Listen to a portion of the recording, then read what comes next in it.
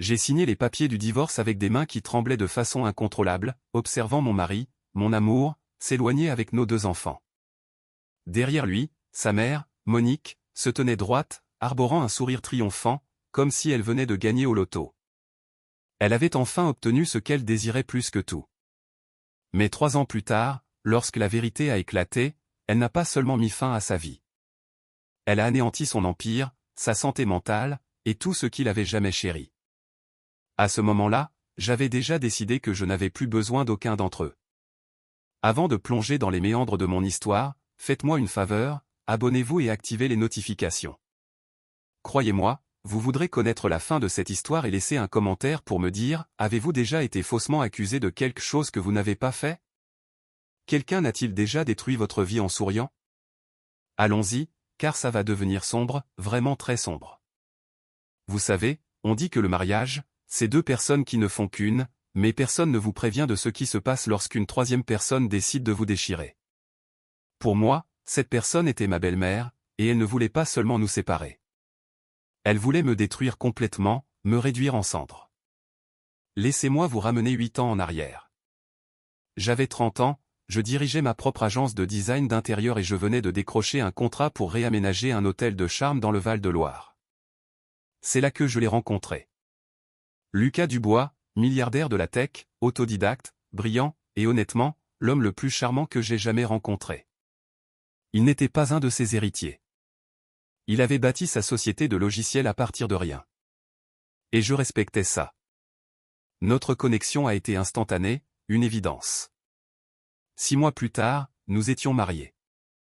2 ans après, nous avons une autre fille, Chloé.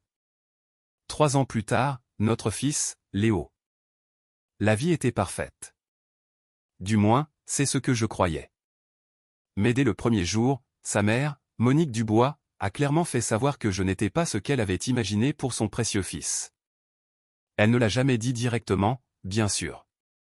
Les gens comme elle ne le font jamais.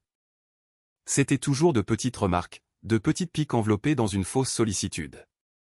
À notre mariage, elle a dit aux invités que j'étais, étonnamment élégante, dans ma robe. Quand Chloé est née, elle a demandé à l'infirmière si les bébés fonçaient avec le temps. Quand je préparais le dîner du dimanche, elle repoussait son assiette en disant que la cuisine exotique dérangeait son estomac. Pendant ce temps, elle se servait généreusement du gratin dauphinois que j'avais fait, mais Dieu lui en garde de complimenter le poulet yassa qui se trouvait juste à côté. Lucas la défendait toujours.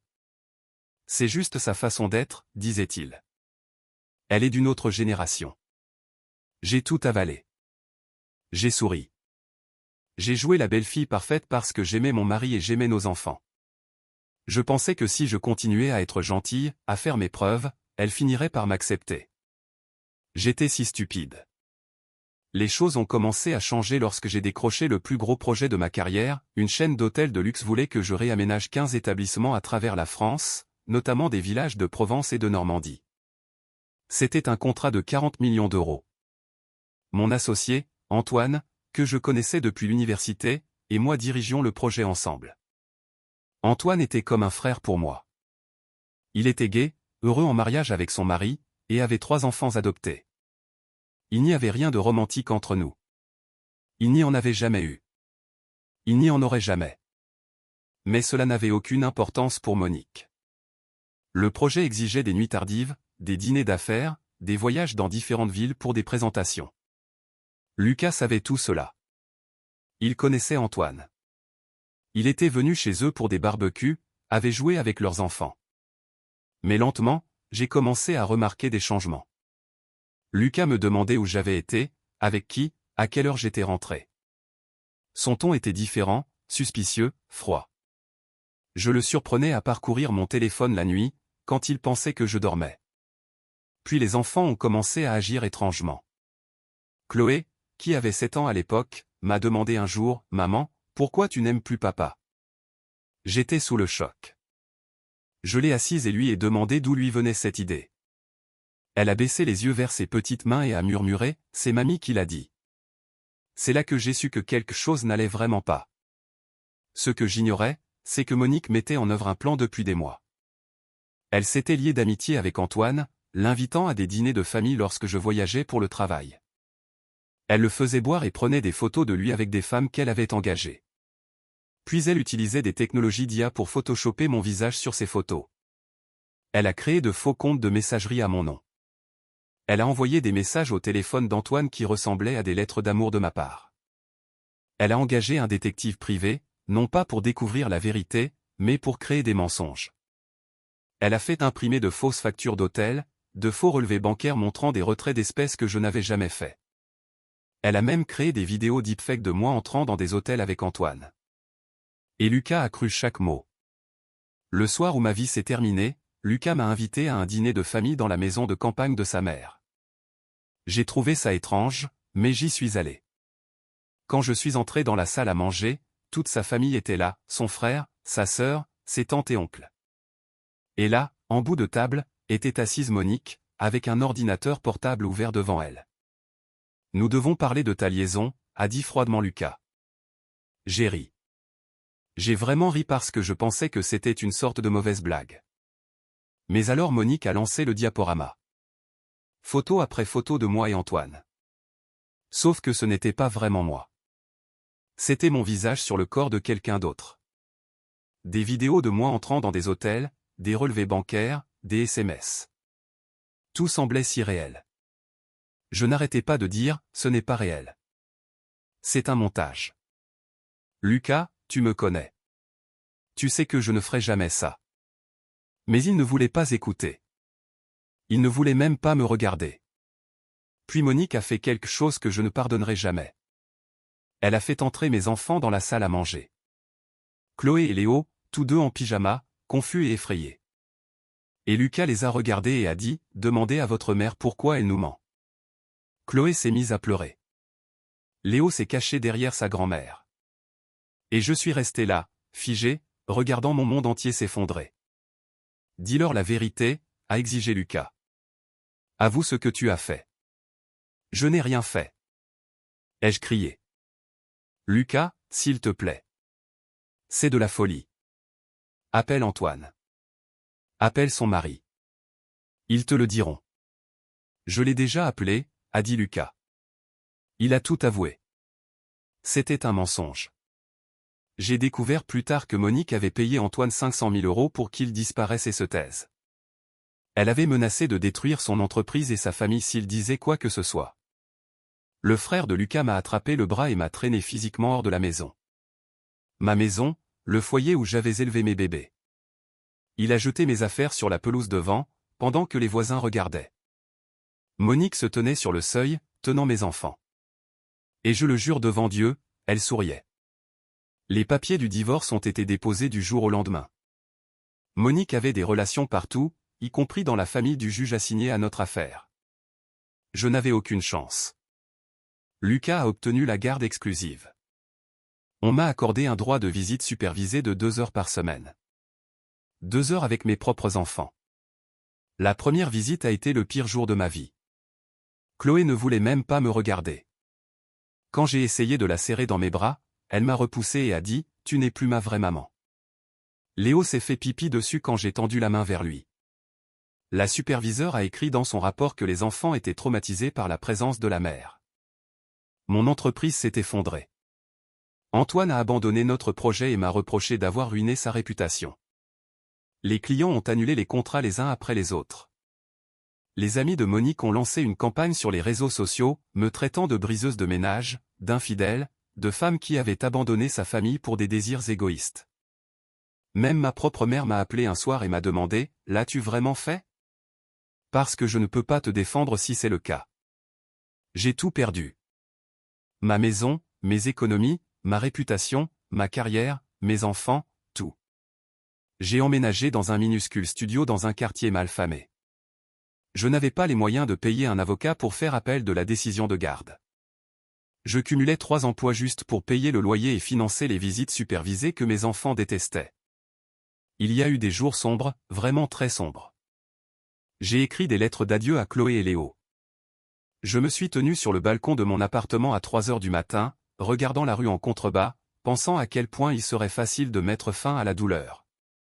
Mais ensuite, j'ai regardé une photo de mes bébés et j'ai réalisé quelque chose. Si je mourais, Monique gagnait pour toujours. Mes enfants grandiraient en croyant que leur mère était mauvaise. Que je les avais abandonnés. Que j'étais tout ce qu'elle disait que j'étais. Et je ne pouvais pas laisser cela se produire. Alors, j'ai fait un vœu. Je survivrai. Je reconstruirai. Je documenterai tout. Et j'attendrai que la vérité éclate. Parce que la vérité finit toujours par éclater. 3 ans. 3 ans d'enfer absolu. J'ai rassemblé assez d'argent pour engager mon propre détective privé. J'ai reconstruit mon entreprise à partir de rien, acceptant de minuscules projets, travaillant 18 heures par jour. J'ai documenté chaque visite supervisée. Chaque fois que les enfants me rejetaient, chaque fois que Monique leur murmurait du poison à l'oreille pendant que je regardais, impuissante. Puis quelque chose s'est produit. Un client célèbre m'a donné ma chance. Un projet en a entraîné un autre. J'ai fait l'objet d'un article dans un magazine de design. J'ai recommencé à gagner des prix. Lentement, douloureusement, je renaissais de mes cendres. Mais la douleur ne s'est jamais arrêtée.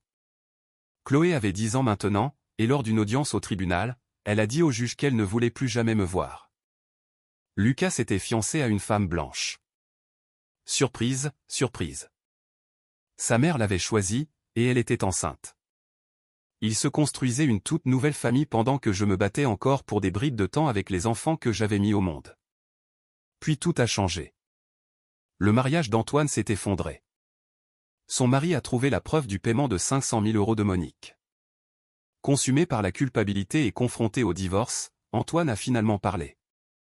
Il a tout apporté, les reçus, les enregistrements, les SMS où Monique lui donnait des instructions explicites sur la façon de l'aider à me détruire. Puis le détective privé que Monique avait engagé, un certain Jean Dupont, s'est manifesté lui aussi. Il avait un cancer en phase terminale et voulait soulager sa conscience avant de mourir. Il a admis qu'elle l'avait payé 2 millions d'euros pour fabriquer des preuves. Il avait des enregistrements de toutes leurs conversations. L'histoire est devenue virale. Les informations nationales s'en sont emparées. Les réseaux sociaux ont explosé. Et puis le détail le plus choquant a émergé. Je n'étais pas la première. Monique avait fait ça à 3 autres belles filles avant moi. Toutes étaient des femmes de couleur. Toutes avaient perdu leurs enfants. L'une d'elles s'était suicidée. J'étais la 4e victime, mais j'étais la première à survivre pour voir la justice rendue. Des poursuites pénales ont été engagées contre Monique. L'action de l'entreprise de Lucas s'est effondrée car il avait été impliqué dans la dissimulation de preuves lorsque l'affaire a commencé à éclater. Sa fiancée l'a quitté immédiatement. Il s'est avéré qu'elle ne voulait pas être associée à un scandale national. Tout ce qu'il avait construit s'est écroulé. Monique a eu un accident vasculaire cérébral massif à cause du stress. Elle est restée paralysée et incapable de parler. Sa propre famille l'a abandonnée. Elle est morte seule dans une maison de retraite 6 mois plus tard, sans personne à son chevet. Lucas a perdu son entreprise, sa fortune, sa réputation. Son propre frère a témoigné contre lui au tribunal. Il a développé une grave dépression et s'est tourné vers l'alcool. L'homme qui valait autrefois 3 milliards d'euros vivait maintenant dans un appartement en location, au chômage et brisé. Mais le pire, c'était les enfants. Une thérapie de réunification ordonnée par le tribunal a commencé. Chloé avait 10 ans lorsqu'elle a finalement lu les documents du tribunal et les articles de presse. Elle a réalisé qu'elle avait été manipulée toute son enfance. Elle est venue à notre première visite non supervisée et s'est simplement effondrée dans mes bras, en sanglotant. « Maman, je suis tellement désolée », a-t-elle pleuré. « Je t'ai dit des choses si horribles. Je te détestais et tu n'avais rien fait de mal. » Léo faisait des cauchemars à propos de la « méchante mamie ». Il se réveillait en hurlant au milieu de la nuit. Mes 2 bébés ont eu besoin d'une thérapie pour faire face au traumatisme de ce que Monique leur avait fait. J'ai obtenu la garde exclusive. Les enfants ne voulaient pas voir Lucas.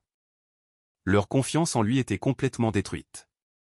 Comment pouvait-il pardonner un père qui avait cru des mensonges plutôt que la vérité? Qui avait choisi sa mère plutôt qu'eux? Mais voilà le problème. Nous avons perdu 3 ans. 3 ans de l'enfance de Chloé. 3 ans de la croissance de Léo. J'ai manqué les spectacles de l'école, les fêtes d'anniversaire, les premiers jours de classe, les dents perdues, les genoux écorchés, les histoires du soir. Ces années ont disparu pour toujours. Aucune justice ne peut les ramener. Lucas s'est présenté à ma porte un soir, ivre et désespéré.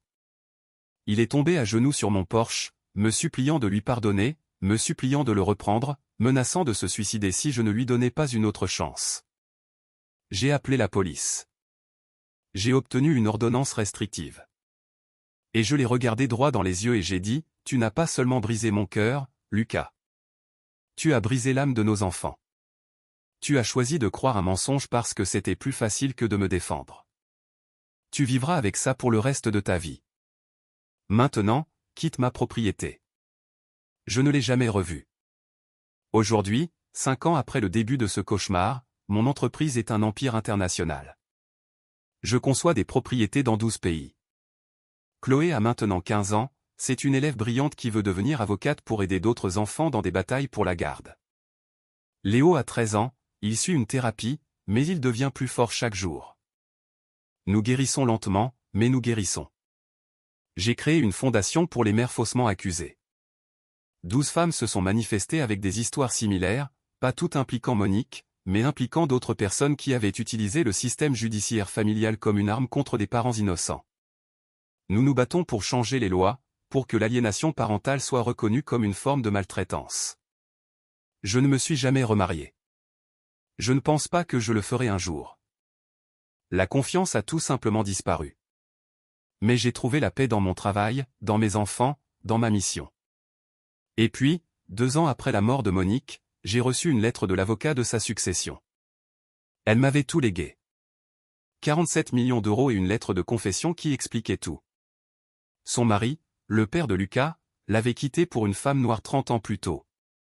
Cette femme avait détruit la vie parfaite de Monique, ou du moins c'est ce qu'elle pensait. Alors Monique a décidé de détruire chaque femme noire qui entrait dans la vie de son fils. Elle voulait se venger. Elle voulait que nous souffrions toutes comme elle avait souffert. 47 millions d'euros d'argent sale. Sur un compte à mon nom. J'ai fait don de chaque centime.